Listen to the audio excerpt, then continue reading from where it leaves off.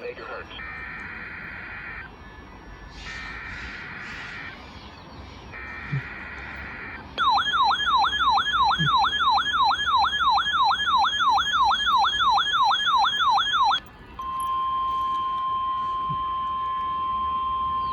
This is a test of the emergency alert system and NOAA weather radio's warning of potentially hazardous weather situations. The National Weather Service transmits a signal that automatically activates specially built receivers to warn of the impending hazard.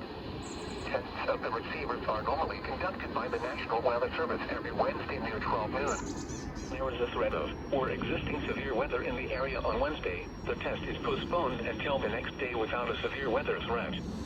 The following tones will conclude this test.